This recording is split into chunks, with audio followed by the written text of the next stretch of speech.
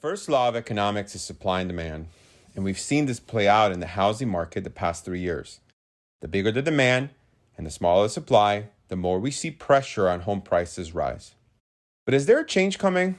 Is there something going on in the market that would shift the extreme seller's market we've experienced? Is there a lot of inventory coming in the marketplace anytime soon? Should you hang in there to buy a house this year? Are changes in supply and demand enough to change the market and your chances of securing a home? We know that buyer demand is being slightly tempered right now because of higher mortgage rates and higher prices. That said, we cannot discount the fact that a major shortage of housing and overwhelming demand has greatly contributed to sellers' market the past 3 years. Therefore, in this masterclass, I want to do 3 things. Number 1, help you understand the housing demand and share with you the truth about housing supply. Number 2, give you my thoughts on the quote, housing crash, or the quote, market slowing down philosophy. And then number 3, give practical advice going into the end of the year and next year. A very special thanks to Barry Habib and MBS Highway for gathering this data. I want to start this presentation by taking a look at the demand side. The way we look at demand for housing is by looking at households being formed. So what is a household formation? Well, let's break down these 2 words. Household, in simple terms, is a group of people living together. It can be 6 roommates, a 4-person nucleus, plus a grandmother, or a young couple of 2. Formation means one or more of the categories or groupings listed above. The best example is this. If someone leaves their parents' house to go out and get their own place, whether it's buying or renting, that is a new household being formed, right? The distinction, however, over someone who is just selling their home and moving is that these people don't have a home to sell. So they're occupying a new property without relinquishing one, without selling one or leaving one behind. Therefore, they're absorbing the supply, and this is where the demand comes from, via household formations. In the US right now, 1.4 million households are being formed. That's a pretty significant number. And if you look at that historically, this is your COVID up and down right here, the household formations is relatively high. In fact, it's above the average, as seen in the green here. It's a pretty significant number, and we're still seeing household formations increasing. But why does that matter? Well, the demand of homes as measured by household formation plays a role in the supply. But as we look at supply, it is important to understand how supply is calculated and where it comes from. Believe it or not, supply is not measured or comes from existing individuals who live in a home, because as they sell their home, they need to buy a new property, right?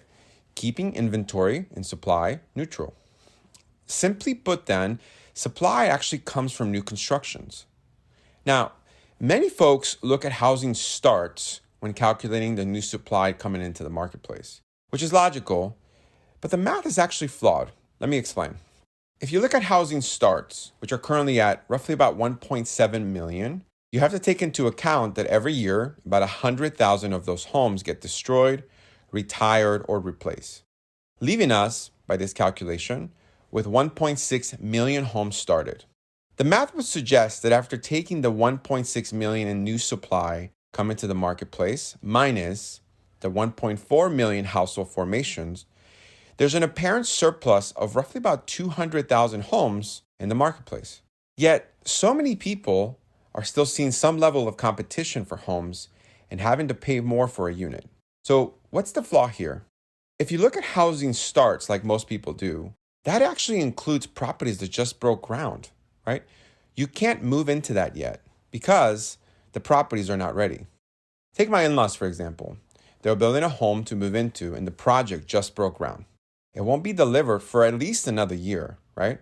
Therefore, this is not an accurate measure of supply. So if we don't want to look at the starts, what should we look at then? Well, when it comes to new construction and new supply, we actually want to look at housing completions because those properties are move-in ready. And if we analyze those numbers, we notice an interesting data point. Let me show you. There are currently 1.3 million housing completions in the US, and similar to the math above, if we subtract those destroyed every year, 100,000, that leaves us with 1.2 million in housing completions. We take 1.2 million from the household formation of 1.4, and that data points to a shortage of 200,000. Even though the supply is already very, very low, it's actually getting worse at 200,000 fewer homes than the demand right now. And this supports higher home prices in the marketplace in the years to come. Even if we were to reverse and get 200,000 more homes built, there's such a big deficit already in the marketplace that we're almost likely 2 million homes short from equilibrium right now, right? Therefore, it will take at least a while to eat into that and thus continue the shortage situation for at least the next 3 years. Now, what about existing homes? Well, as you can see by this graph, and when you look at existing home inventory has been decreasing through the years. And if you look at this year, the graph shows that about 1 million homes were on the market in the spring. And some people are wondering, well, what's going on with existing homes and why are more properties coming into the marketplace? Doesn't that affect supply? As you look at the graph, you will notice that this happens every single year in the spring. And the reason is school. Think about it, right? Parents are conscious of the school season and would prefer if their child enters a new school at the beginning of the year so that the kids have an easier time adjusting to their new environment. Well, to do that, they have to close on the new home during the summer months, which means that they will have to shop for a new home and sell their existing one in the spring. That is why that period of time is called the spring home buying season, right? Now, when you take a look at this graph, every year you see a similar pattern, except notice the trend. The highs were lower than normal, and the lows were also lower. So it's very natural to see this inventory build up. But there's actually more to the story, and this is where it actually gets really interesting. The million home for sales is actually technically considered inventory, but the question should be, what is counted or considered inventory, right? Well, the inventory number in the previous graph, a million homes, includes those already under contract.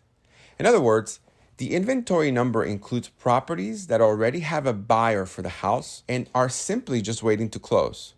Last spring, right, homes under contract accounted for roughly about 60% of the million homes in the inventory. Therefore, one would argue that the inventory number was a little off because if someone was already shopping for a home, they would not be able to buy a house that already has a buyer under contract, right? Leaving these prospective buyers fewer options to pick from. As a matter of fact, only 400,000 homes in this entire country to pick from. In a country with a population of about 330 million, with about 130 million households. To give you context and to illustrate this further, here's what 400,000 homes looks like historically. I mean, it's very few, right? Homes were selling very, very quickly in early 2022, but was there a lot more inventory on the market? The answer is no. A little more inventory maybe, but from the lowest point ever, there was only 33,000 more active listings nationwide. Now, it's typical to see an increase of inventory during the spring home buying season, but we didn't see a huge rush of inventory in the marketplace. Now, obviously, we're talking about national numbers here, right? So every real estate market is a little different, but by and large, there's a lack of supply across the entire country.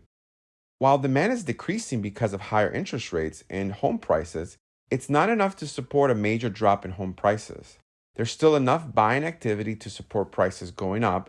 Although we might not see the double-digit home appreciation rates we saw in recent years, you might see sellers actually respond with more realistic listing prices, but we also won't see dramatic drops on a year-over-year basis.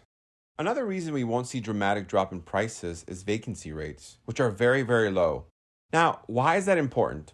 Well, think about it. When a home that you're selling is vacant and you purchase a new home, you carry the cost of both mortgages, the insurance, the taxes, and all the maintenance. It could be several $1,000s every single month. So if the property is not selling, right, lack of demand, it's easy to justify in the back of your mind and say, you know what? Let me just drop the price and get rid of this first property because the carrying costs are killing me, right? This will obviously result in a major price reduction. In 2007, we actually saw this pressure on homeowners, and vacancy levels accounted for 3.2% of the entire housing market, which is extremely high. These clients were strapped for cash and needed to sell their homes very quickly, right? Their vacant homes very quickly. So they dropped the prices, sometimes even below their remaining mortgage on it, a contributing factor to the housing crisis. However, in contrast, take a look at what we are today. Vacancy levels are historical lows. 0.8% this year. So there isn't an incentive to have major price drops and unload properties because we still have demands and properties are moving. In closing, overall, we expect demand for residential housing to remain steady this year and next, especially if mortgage rates drop in Q4 of this year or Q1 of 2023 as we predict. The housing market will remain healthy and it will not crash or burst as some are calling it. There's just no evidence for that. My best advice then is to work with professionals, real estate agents, financial advisors, who stay abreast of market trends like the one we discussed today. Professionals that have a solid strategy and plan in place so buyers can move when the time is right for them. Not necessarily when the market balances back into buyers' favor, because truthfully, it may be several years before we see any type of equilibrium. As always, we really do believe that the future is bright and that every consumer deserves the best price and the best advice for all their mortgage needs. Thank you so much for tuning in. See you next time.